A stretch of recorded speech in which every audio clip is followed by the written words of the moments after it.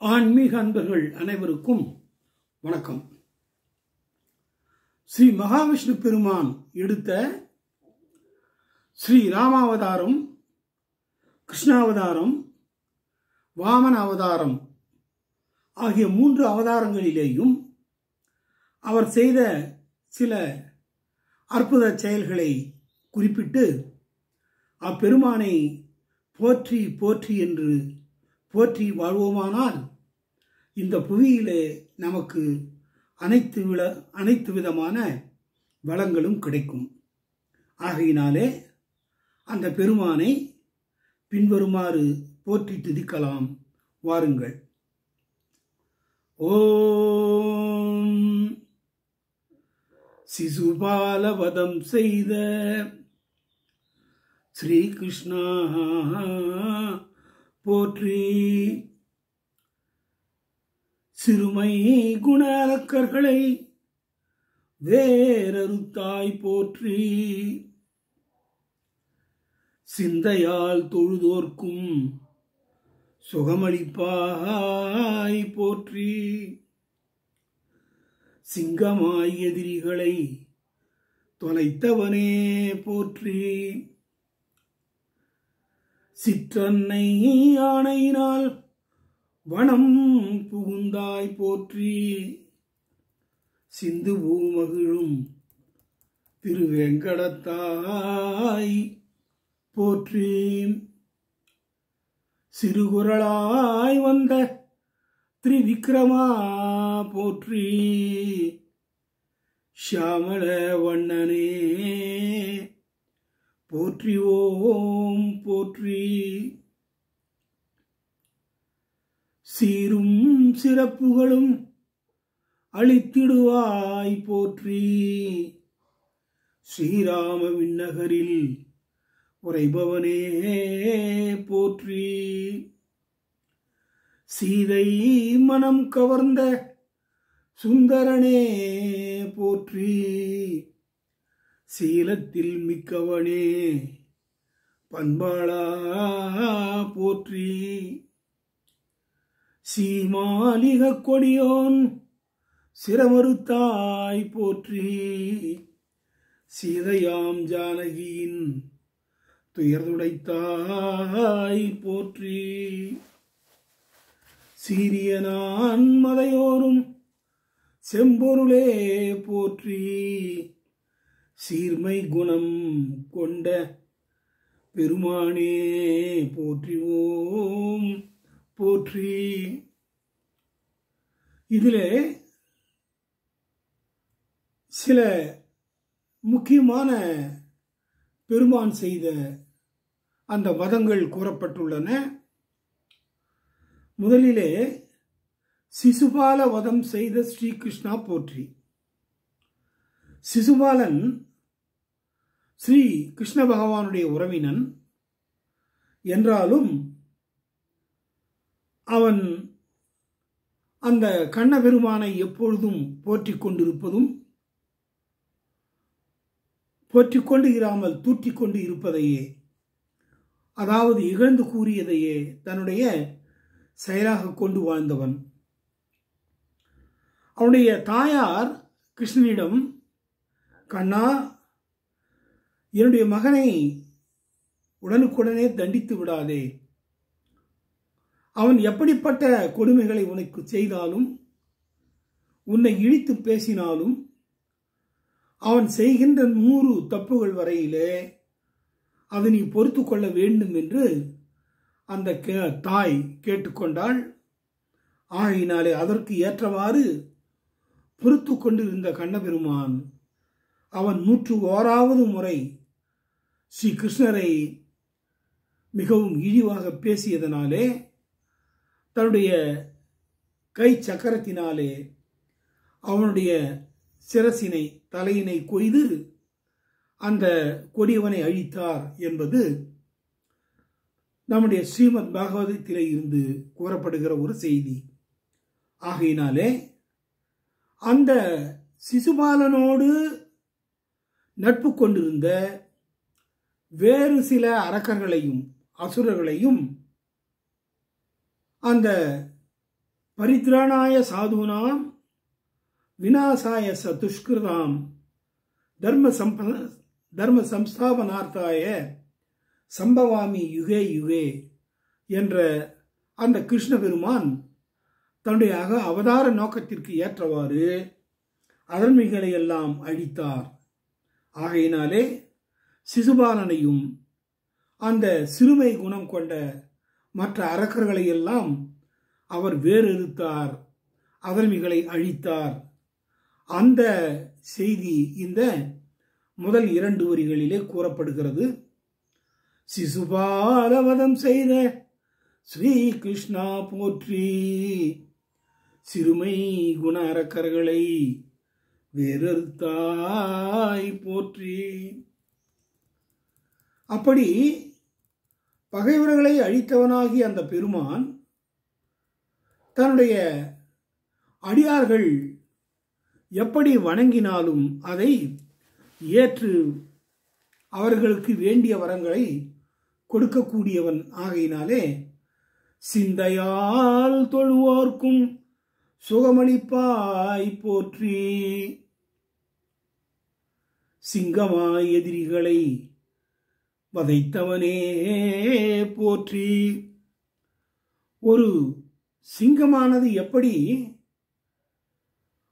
அந்த காட்டிலே அரசனாக வாழ்ந்து கொண்டிருக்கிற பொழுது அதை எதிர்க்கின்ற மற்ற விலங்குகளை எல்லாம் அழித்து ஒழித்து விடுகிறதோ, அப்படிப்பட்ட ஒரு சிங்கம் போன்ற குணத்தை உடையவனாக, போர் ஆற்றலிலே சிறந்தவனாக, பகைவர்களை வதைத்து அழிக்கக்கூடியவனாக இருந்தார் பெருமான்.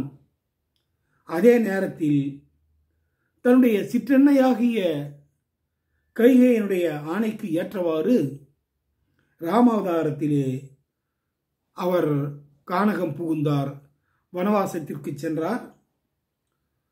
அப்படிப்பட்ட பெருமான் தான் அந்த பூக்கள் எல்லாம் நிறைந்து காணப்படுகின்ற வேங்கடத்திலே நின்ற கோலத்திலே திருச்சேவை சாதித்துக் கொண்டிருக்கிறார். அவர் சிறு குரலனாக, அவரால் வாமன அவதாரம் எடுத்து மாவலி சக்கரவர்த்தியிடம் சென்று தனக்கு 3 அடி மண் வேண்டும் என்று கேட்டு அதை கொடுக்க முடியாமல் போனதனாலே அந்த திரிவிக்கிரமனாக வளர்ந்து உலகங்களையும் உலகங்களையும் 2 அடிகளாலே அளந்து கொண்டார். சியாமல வண்ணம் உடையவர் அவர். ஆகையினாலே அவரை நாம் போற்றி வணங்குவோமாக என்று இந்த பாடல் நிறைவுறுகிறது. சிங்கமாய் எதிரிகளை தொலைத்தவரே போற்றி, சிற்றன்னை ஆணையினால் வனம் புகுந்தாய் போற்றி,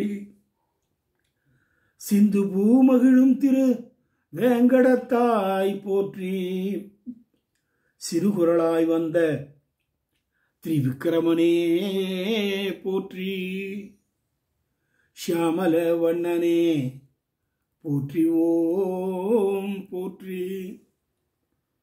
அடுத்ததாக சி என்ற எழுத்தை முதன்மையாக கொண்ட அந்த வார்த்தைகளிலே பெருமானை எவ்வாறு புகழலாம் என்று பார்ப்போம். சீரும் சிறப்புகளும் அளித்திடுவாய் போற்றி, தன்னுடைய அடியார்களுக்கு வேண்டிய சிறப்புகள், செல்வம் ஆகியவற்றையெல்லாம் கொடுக்கக்கூடியவர் ஆகையினாலே சீரும் சிறப்புகளும் அளித்திடுவாய் போற்றி, ஸ்ரீராம விண்ணகரில் உறைபவனே போற்றி.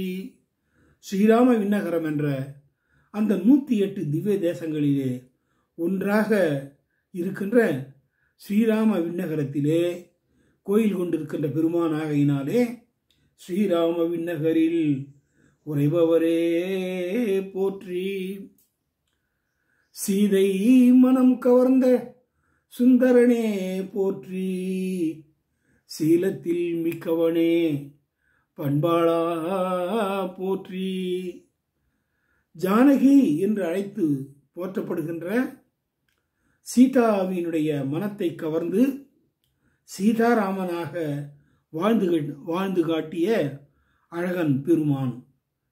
ஆகையினாலே அவரை சீதை மனம் கவர்ந்த சுந்தரனே போற்றி, சீலத்தில் மிக்கவனே பண்பாளா போற்றி.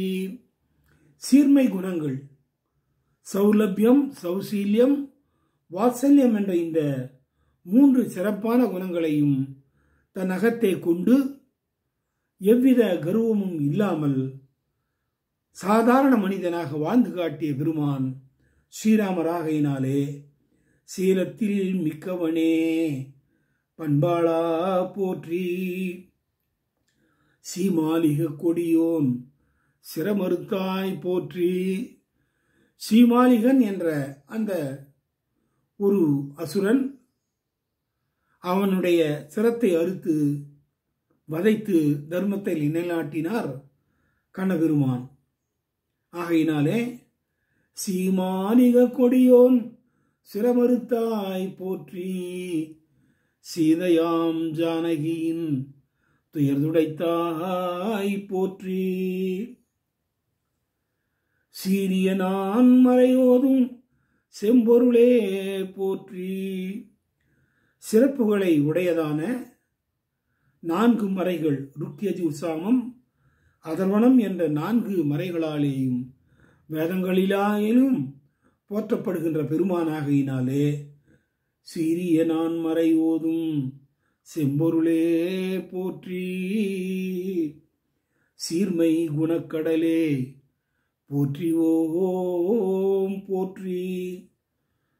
எல்லாவிதமான வாழ்க்கை வளங்களையும் பெற்றிருந்தாலும் ஒரு சக்கரவர்த்தியினுடைய திருமகனாக அவதரித்து வாழ்ந்த போதும் தனம், இனம், ஞானம் என்ற 3லேயும் மிகச் சிறந்தவராக இருந்தாலும் அவற்றினாலே எந்த விதமான கர்வமும் கொள்ளாமல் அவற்றை அடக்கி ஆண்ட பெருமான் ஆகையினாலே அது மிகச் சிறந்த குணமாகையினாலே அவரை சீர்மை குணக்கடலே போற்றி ஓம் போற்றி என்று இந்த மந்திர சொற்களை அனுதினமும் நம்முடைய பூசை அறையிலே அமர்ந்து பெருமானுடைய அருமை பெருமைகளை இவ்வாறு போற்றி துதித்தால் நிச்சயம் நமக்கு எல்லா விதமான நன்மைகளையும் கிடைக்கும்.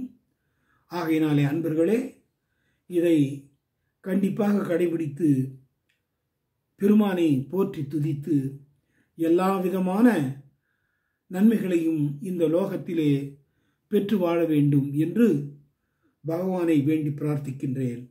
நன்றி, வணக்கம். ஓம் ஸ்ரீ கிருஷ்ண பரபிரம்மணே நமக.